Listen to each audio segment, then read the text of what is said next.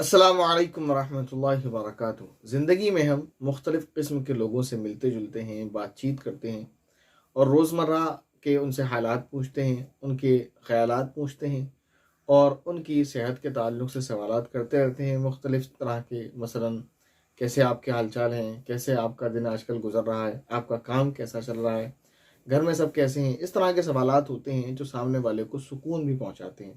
اور اس کو لگتا ہے کہ میرا کوئی کیئر ٹیکر ہے اور میرا کوئی دوست، میرا کوئی اپنا ہے جو میرے حال و احوال معلوم کرتا رہتا ہے۔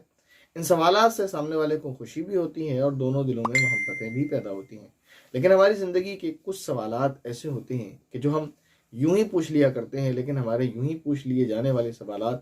کسی کے لیے یا تو شخص ترین ڈپریشن کا اور شخص ترین کفت کا باعث بن سکتے ہیں، یا ان باتوں کی وجہ سے وہ بندہ سوشل آئسولیشن میں بھی جا سکتا ہے۔ تو اس طرح کے سوالات ہمیں نہیں کرنا چاہیے۔ وہ سوالات کیا ہو سکتے ہیں؟ ان میں سے 5 سوالات میں آپ کو بتانے والا ہوں آج۔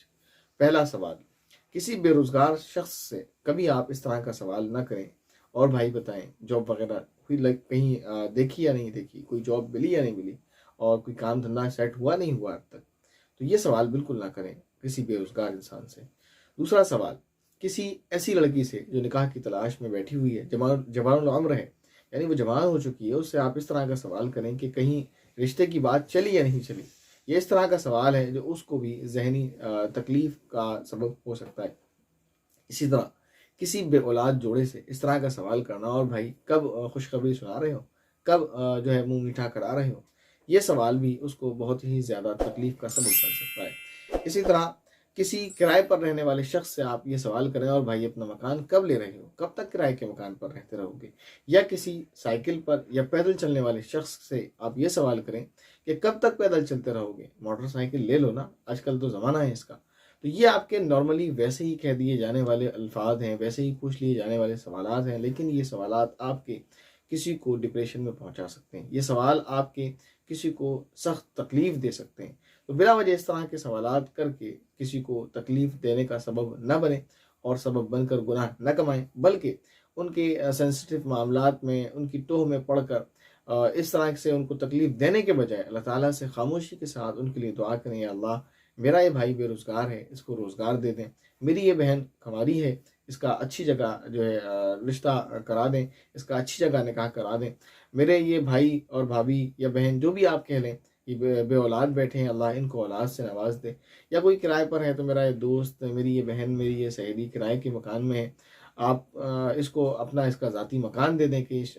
سکون کے ساتھ خوشی کے ساتھ زندگی گزار سکیں۔ آپ کا کوئی بھائی پیدل یا سائیکل پر چل رہا ہے، اس کے لیے اللہ سے دعا کریں، اللہ گاڑی کا زمانہ ہے، بائک کا زمانہ ہے، ہر ایک گاڑی پر بائک پر گھوم رہا ہے، اس کو بھی آپ بائک دے دیں۔ تو اس کے لیے آپ اللہ سے دعا کریں، اس لیے کہ یہ اللہ کے معاملات ہیں۔ اللہ تعالیٰ کس کو کتنا رزق دیں گے، کب رزق دیں گے اور کس قدر دیں گے، کس جگہ سے دیں گے، یہ ساری چیزیں اللہ تعالیٰ کے معاملات میں سے ہیں۔ اس میں دخل اندازی کرنے کی ہمیں اور آپ کو ضرورت نہیں ہے، اور نہ ہم کچھ کر سکتے ہیں۔ ہم اگر کسی بے روزگار کو جاب نہیں دلا سکتے تو ہمیں بھی یہ حق بالکل نہیں پہنچتا کہ ہم اس کو اس طرح کا سوال کر کے تکلیف دیں۔ اگر ہم کسی کنواری بچی کا، کنواری بہن کا صحیح جگہ نکاح نہیں کرا سکتے تو ہمیں کوئی حق نہیں پہنچتا کہ اس کو اس عمر میں ہم اس طرح کا سوال کر کے تکلیف دیں۔ اگر ہم اپنے بہن بھائیوں کے لیے دعا نہیں کر سکتے اللہ ان کو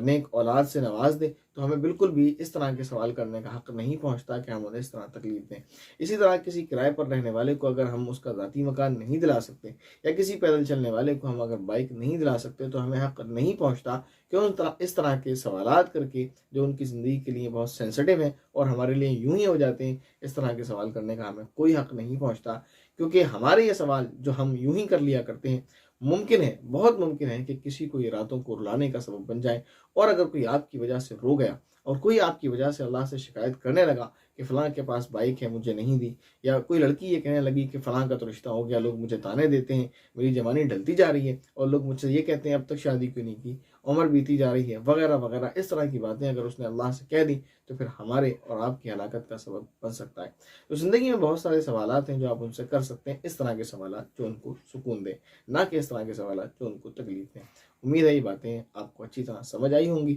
اور اللہ تعالیٰ سے دعا ہے کہ اللہ تعالیٰ ہم کو بات کرنے کا سلیقہ سکھا دے، ہمیں کب کس طرح سے بات کرنی چاہیے۔ آمین۔ السلام علیکم ورحمۃ اللہ وبرکاتہ۔